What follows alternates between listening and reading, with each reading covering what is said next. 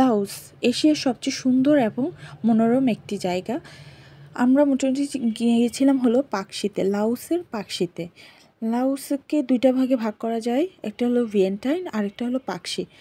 আমরা পাকশিটা চুজ করেছিলাম বাচ্চাদের নিয়ে থাকার জন্য।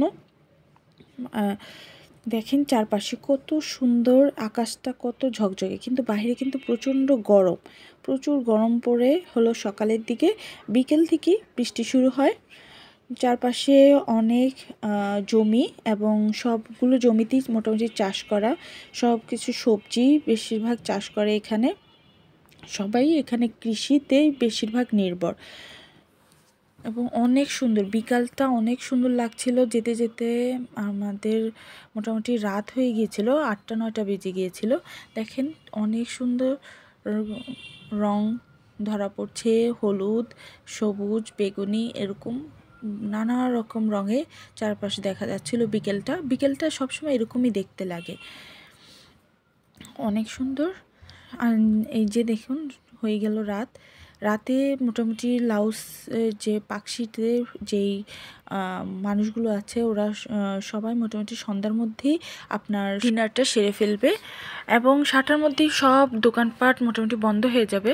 তবে আমরা যেখানে বাস স্ট্যান্ডে নেমেছিলাম ওইখানে 7-Eleven আছে। 7-Eleven থেকে আপনাদের খাবারটা কালেক্ট করতে হবে। এটা হচ্ছে লাওসের পাকশির দ্বিতীয় দিন আমাদের। তো আমরা সকালে নাস্তা করতে হাসানে চলে যাচ্ছি, কারণ হাসানে হচ্ছে একমাত্র বাঙালিদের জন্য এবং ইন্ডিয়ানদের জন্য হালাল খাবার পেতে হলে হাসানেই যেতে হবে। সো এটা তো আমরা গ্রামের মধ্যে দিয়ে কিন্তু যাচ্ছি। দেখেন চারপাশ কতটা পরিষ্কার এবং পরিচ্ছন্ন। এটা কিন্তু একটা গ্রামের মধ্যে দিয়ে কিন্তু আমরা হেঁটে যাচ্ছি।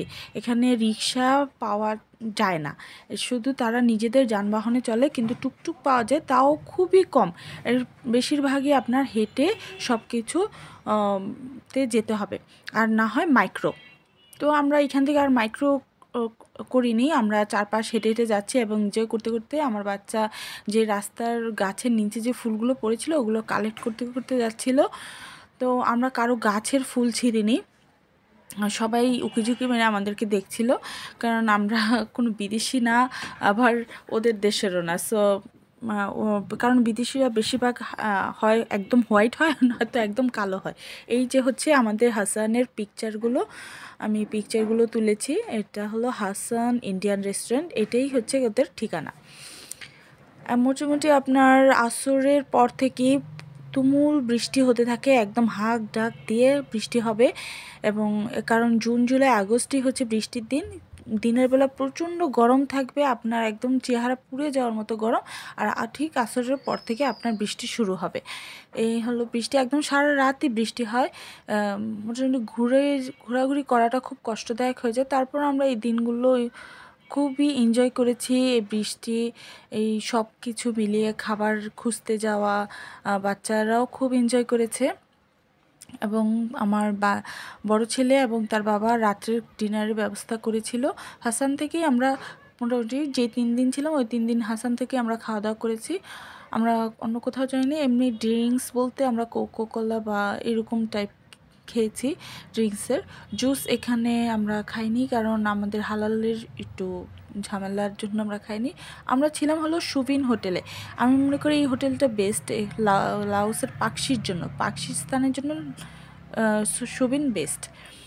পরের দিন, এটা হচ্ছে পরের দিনের ভিউ। পরের দিন আমরা মাইক্রোতে এখানে মাইক্রোতে ঘুরতে ঘুরতে চলে যাব হলো পাকশির বাস স্ট্যান্ড, যেটা পাকশি টু ব্যাংকক হয়। আমরা বাসে করে ব্যাংকক যাব, সেটার জন্যই দ্রুত বের হয়ে পড়লাম হোটেল থেকে। ঠিক 11টার মধ্যে চেক আউট করে বের হয়ে গেলাম। আমি তার মোবাইলে কিছু কিছু ভিউ তুলে ধরার চেষ্টা করতেছি যে আসলে পাকশিটা কেমন দেখতে।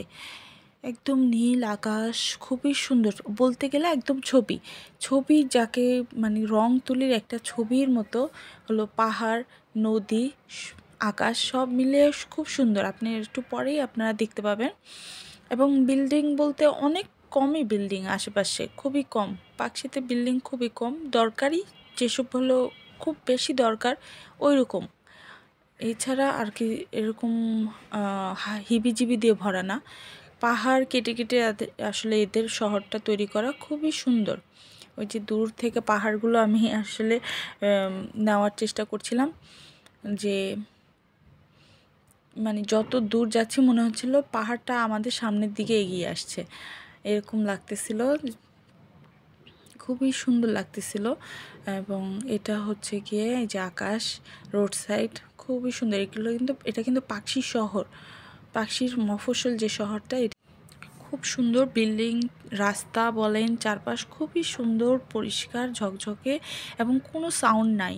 আপনি লাওস বলেন, ক্যাম্বোডিয়া বলেন, ভিয়েতনাম বলেন, তারপরে হচ্ছে ব্যাংকক বলেন, এদের গাড়ির কোনো হর্ন নাই। খুবই সুন্দর। এই যে দেখেন ব্রিজের পাশ থেকে দেখা যাচ্ছে বাড়িঘর, নদী, পাহাড়, আপনার আকাশ, অসাধারণ একটা জায়গা, অসাধারণ একটা চোখের শান্তি বলা যেতে পারে।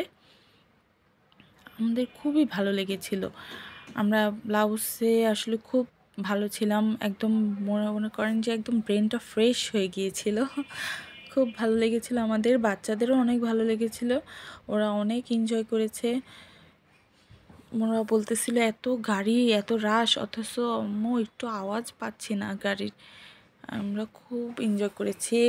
অবশ্য লাওসে একটু খাবারের কষ্টটা হয়েছে, রুটি আর চিকেন ছাড়া আর কিছুই খাইনি আমরা, আর কোক, বিস্কিট এগুলো খেয়েছি। বিস্কিটটা তাও হালাল দেখে খাচ্ছিলাম।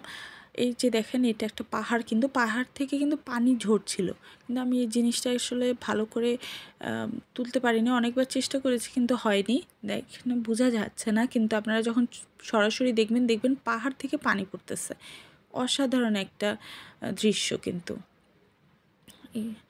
এই যে আকাশে একদম সাদা কুয়াশা, সরি কুয়াশা না, মেঘ আসলে, মানে এই যে দেখেন মনে হচ্ছে কি পাহাড় থেকে ভিতর থেকে ধোঁয়া বেরোচ্ছে, এত সুন্দর দৃশ্যটা ছিল। আমি একদম স্থির ধরে রেখেছিলাম মোবাইলটাকে, যে মনে হচ্ছে এই যে কাছাকাছি নিয়ে গিয়েছি, দেখেন মনে হচ্ছে পাহাড় ভেদ করে ধোঁয়া বেরোচ্ছে। আসলে এরকম কোনো কিছু না, আসলে মেঘটাও আর পাহাড়ের একটা খেলা বলা চলে।